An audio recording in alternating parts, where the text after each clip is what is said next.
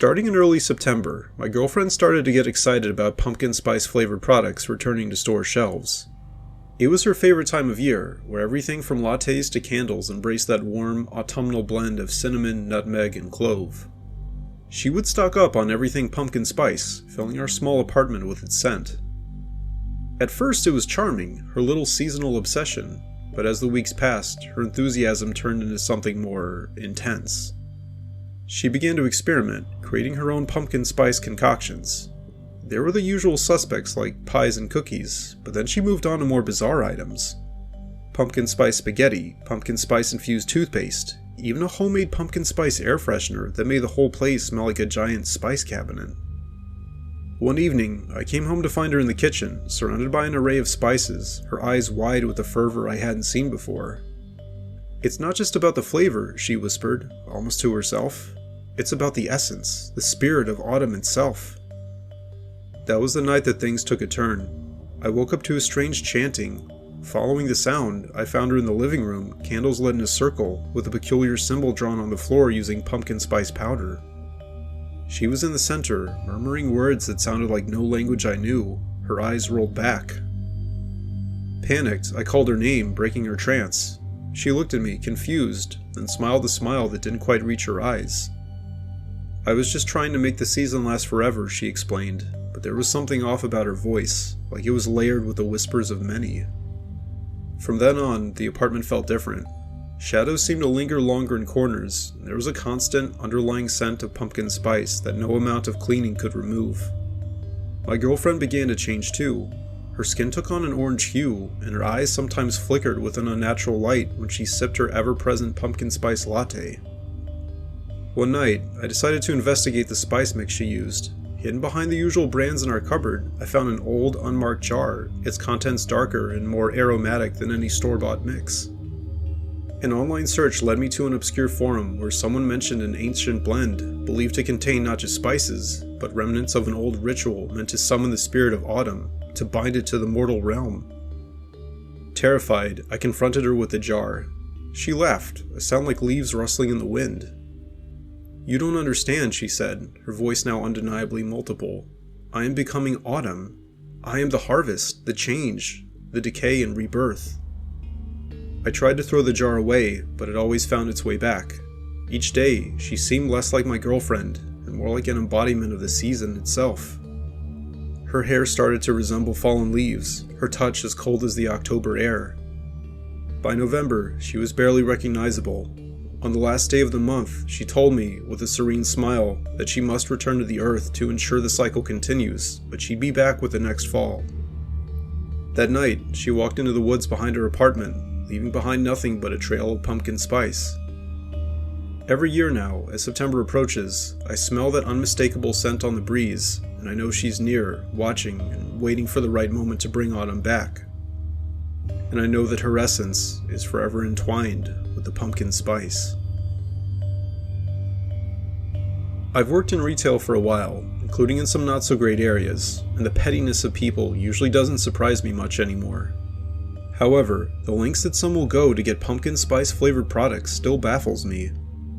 I remember one time it was mid-September, the time when the leaves start to hint at changing colors and the air gets that crisp edge to it.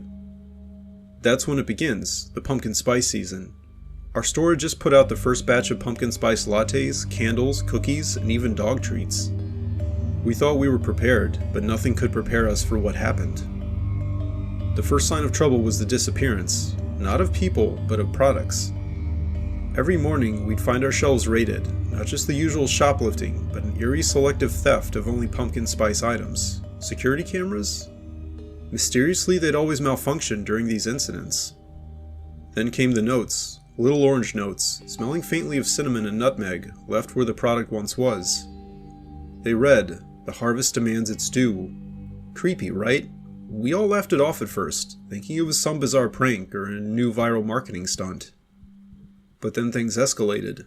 Employees started reporting seeing a figure in the store after hours, a silhouette that seemed to be wearing a cloak made of autumn leaves, its eyes glowing like embers. Whenever someone tried to approach it, it would vanish into the seasonal aisle, leaving behind a trail of pumpkin seeds. One night, curiosity got the better of me, and I decided to stay after closing. Armed with nothing but my phone's flashlight, I waited. The store was silent except for the hum of the refrigerators, but then I heard it. There was a rustling, like leaves in the wind, coming from the seasonal goods section. I crept closer, my heart pounding. There, in the dim light, was the figure.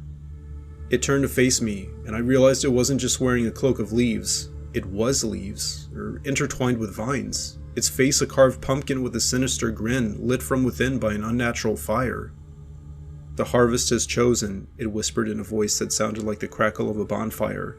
"You must partake, or you must provide." I was frozen in terror as it extended a hand, offering me a cup of what I assumed was pumpkin spice latte. The aroma was intoxicating and overwhelming. Against all my instincts, I took the cup. The moment the liquid touched my lips, the world spun. The next thing I knew, I was outside the store, the first light of dawn creeping over the horizon. The cup was gone, but my taste buds were forever changed. Everything I ate or drank tasted faintly of pumpkin spice, a permanent reminder of that night. From then on, every fall, the products would vanish and the notes would appear, but no one stayed after hours anymore. We just made sure to stock extra, an unspoken agreement with whatever that entity was. And me? I've developed an odd craving for pumpkin spice, an urge that grows stronger as the leaves begin to fall. It's like I'm part of the harvest now, forever bound to the cycle of the seasons, forever craving that eerie spice taste. I had a crush on this girl in the 8th grade, and me being a dumb 8th grader, I really didn't know how to get her attention. So I decided to just get her a gift one day, and in some bizarre stroke of luck, I picked up a pumpkin spice flavored lip balm from the local store. I had no idea back then how much girls and women preferred that seasonal flavor and aroma, and so I had no idea about the fatal attraction that was about to ensue. The next day at school, I awkwardly handed her the small, orange-tinted tube. Her eyes lit up like I'd given her a treasure. "Pumpkin spice, I love this," she exclaimed, immediately applying it. Her smile was genuine, and for a moment, I felt like the king of the world. But things started to get weird after that. She began to wear the lip balm every day, and with each application, her behavior towards me grew more intense.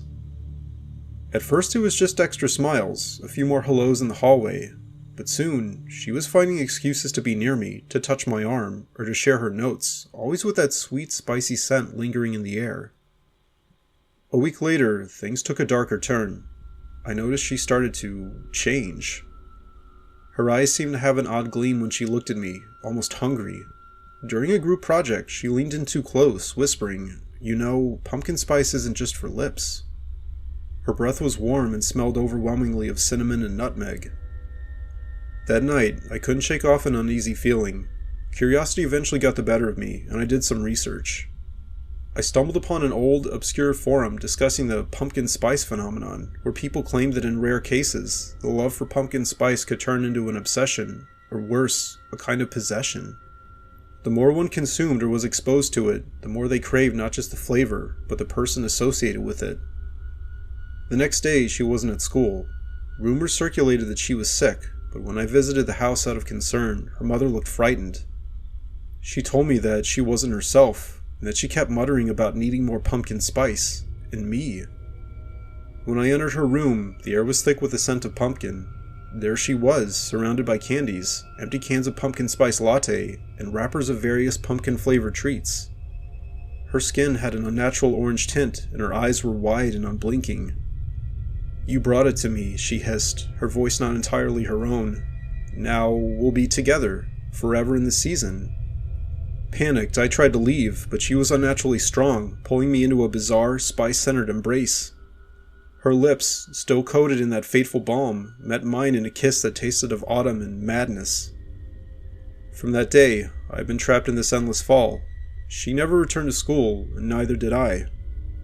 People say we ran off together, bewitched by young love, but the truth is far more sinister. We're still here, hidden away, where she keeps the essence of pumpkin spice alive all year round, and with it, her undying, terrifying affection for me. Every day, the scent grows stronger, and with it, her hold over me. I've learned too late that some flavors carry more than just a taste. They carry a curse. For a while in college, I worked at this factory that made various food products, which included pumpkin spice flavored candies in the fall. It was an old, sprawling facility on the outskirts of town, where the air always smelled of cinnamon, nutmeg, and something else, something indefinable. The job was simple enough: oversee the machines, ensure the mix was right, and package the candies for shipping. But there was one room, deep in the bowels of the factory, that everyone avoided. It was called the spice chamber, where the special blend of pumpkin spice was concocted. The door was always locked, and only Mr. Harrow, the ancient factory owner, had the key. One chilly October evening, as the leaves outside turned a fiery orange, my curiosity got the better of me. The factory wasn't usually quiet. The workers had left early due to a local festival, but I stayed behind, claiming I needed to finish some quality checks. That's when I saw Mr. Harrow, more secretive than ever, entering the spice chamber with a peculiar, old leather-bound book under his arm. I waited until he left, then using a key I had borrowed from the maintenance office, I entered the forbidden room. Inside, the air was thick with spice, almost choking. The room was lined with shelves of ancient jars, each labeled in a script I couldn't understand. At the center was a large, simmering cauldron, not unlike something from a witch's tale. As I approached, I noticed the book Mr. Harrow carried was open on a stand beside the cauldron. The page displayed a recipe titled Eternal Autumn Essence. The ingredients were bizarre to say the least. They weren't just the usual spices, but included things like Whisper of the Last Leaf, Echo of October, and Tears of the Harvest Moon. Then I heard it, a soft, mournful sigh from the cauldron. I peered inside, expecting to see a bubbling mix, but what I saw chilled me to the bone. The liquid was dark, almost black, and in it, faces seemed to form and dissolve, faces that looked eerily like some of the seasonal workers who had supposedly moved on after the season ended. A voice, raspy and cold, spoke from behind me. "You shouldn't have come here." It was Mr. Harrow, his eyes reflecting the eerie glow from the cauldron. He explained, with a sorrowful tone, that the essence of autumn needed life to keep its flavor eternal, to keep the demand high. Each year, a few more were chosen, their essence contributing to the spice, ensuring the candies captured the true spirit of fall. Panicking, I tried to run, but the door had locked behind me. The last thing I remember was the overwhelming scent of pumpkin spice enveloping me, a sweet, spicy fog that seemed to pull at my very soul. Now, when people enjoy their pumpkin spice candies, there's a part of me in every bite, a whisper in the flavor that speaks of autumn's true cost. And every fall, when the first chill hits the air, I feel it, trapped within the spice, watching as new faces enter the factory.